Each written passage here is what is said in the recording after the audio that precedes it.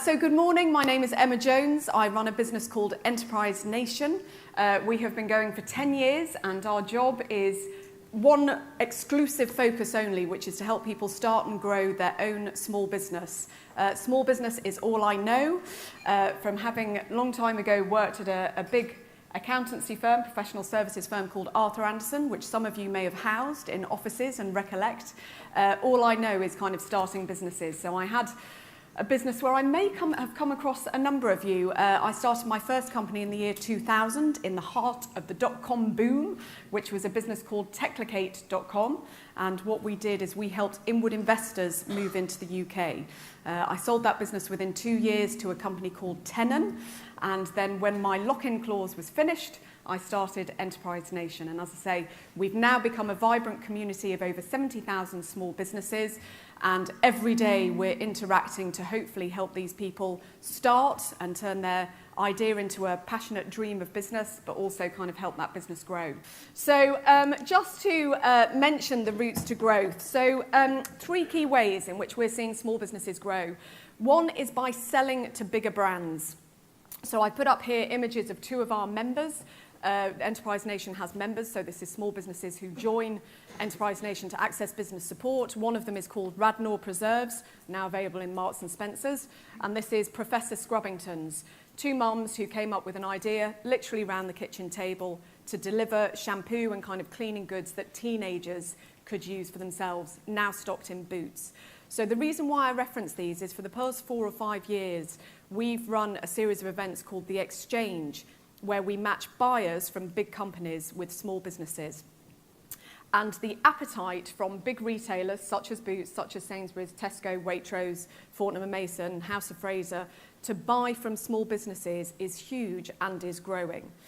And for us, small businesses kind of even 10 years ago would never consider selling to large retailers. They would think it's too difficult, and actually one thing we still have to work on is prompt payment terms when the big buyers do place an order. But increasingly, big companies are looking for the authenticity, the innovation, the new products that small businesses can offer. And the other thing that I just wanted to say, because it links into my kind of third point on how businesses are growing, is when I look back at, I guess, when I started my first company in 2000, so wow, 18 years ago, if you thought about exporting, you would tend to think your business had to be running for about 7 or 8 years before you considered international markets. But these images here are campaigns that we run. So top left, for 2 years, we've run a campaign for Facebook called She Means Business, where we've gone and trained female founders. So sorry guys, but this is a Facebook kind of diktat. We've trained female founders in how to boost their business on Facebook and Instagram. And you may think, well, what is the export kind of element in that? And the figure that I love is that there are 200 million people from outside of the UK connected to a business page on Facebook.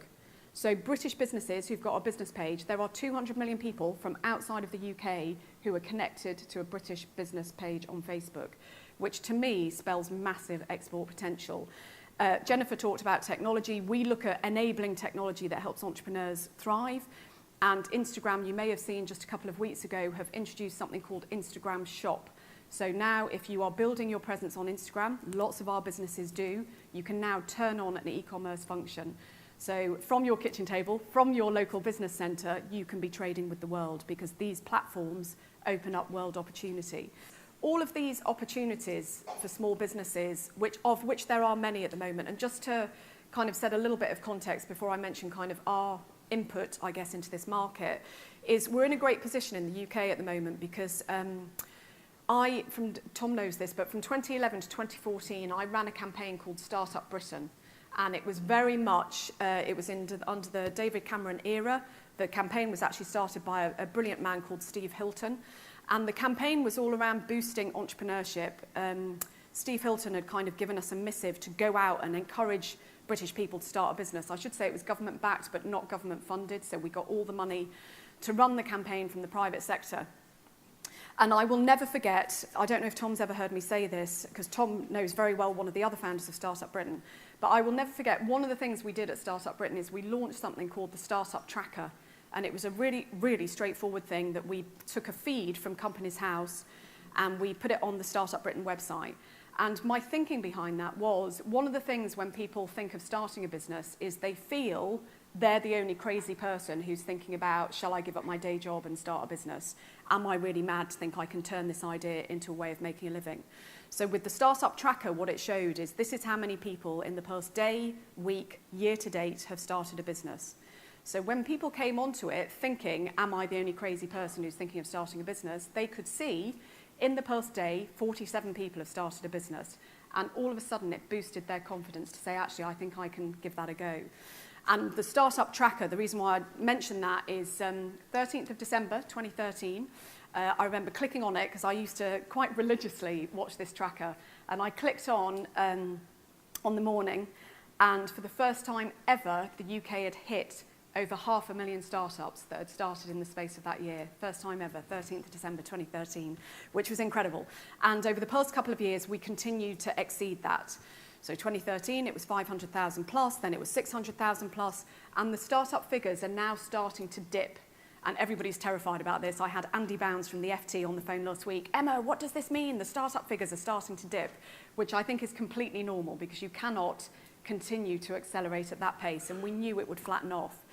But the position we're in now as a country is, because of kind of all the, celebrating entrepreneurship and lots more people starting, we have a base of 5.5 million small businesses. Most of them small. I probably don't need to tell you that. You know this because this is your market. But the mood within government at the moment, and we work very closely with government to hopefully create policy that makes sure that small businesses continue to thrive, the mood within government is this is kind of a great position to be in. We have 5.5 million companies. Our job now is to make sure they get the support to grow, and that's what we've got to do as an economy. So I just wanted to, as a final thought, I guess offer thoughts on the role that I see as space providers to the small business world. One is definitely facilitating connections. We work really closely with TSB, and bless them, as you've seen, they've been through a hard couple of weeks with their migration. But TSB came to us a while ago and said, we want to really champion small business. So TSB have now offered membership to Enterprise Nation for all their small business customers, so we can deliver online support. But the big thing we said to them is, you have like 400 plus physical sites on the high street. Why don't you use that space to connect your business customers up with each other? And forgive me if I am preaching to the converted, you may be doing this in your spaces. We're a customer, a resident of the Office Group just around the corner. And I love the Office Group as a workspace provider because they desperately connect their community of residents all the time. So can you, for instance, host pitching events where buyers come, even local buyers, because local buyers are always looking for stuff of provenance from their local area. Can you host pitching events where you're matching buyers with small businesses who are in your building, or in fact those who might be considering coming in? Can you connect your businesses to each other for mutual gain? But also, can you connect your businesses to trusted advisors? Do you know your local accountants? Have you got social media advisors coming in, running digital boot camps on how your tenants and other new potential tenants can be growing their business online? So I always feel if you have space, it's a shame not to use it to just kind of make those connections. So that's one thing. Plugging business support into the property. I would say this because we are a business support provider.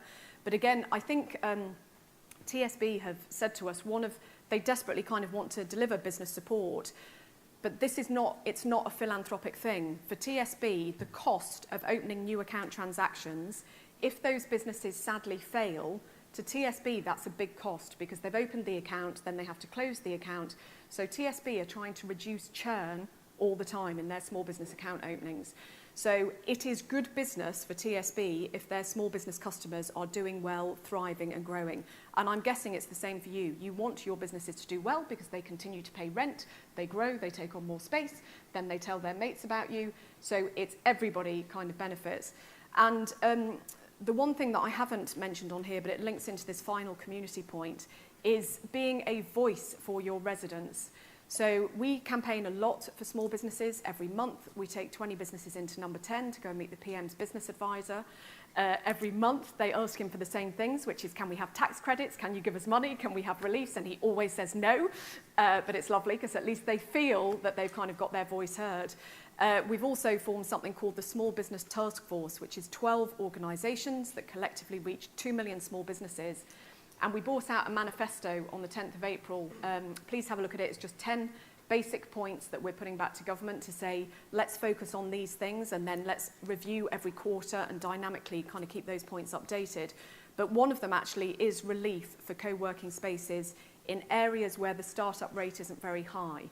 So at the moment, we haven't got a partner with to work on that to kind of lobby government to make that happy. So is there something that BCA or individual spaces can do to say we are speaking on behalf of our small business community? Because small businesses, there may be 5.5 million of them, but individually it's very hard for them to get a voice. So the more that people can kind of bring that together, the more powerful their voice is.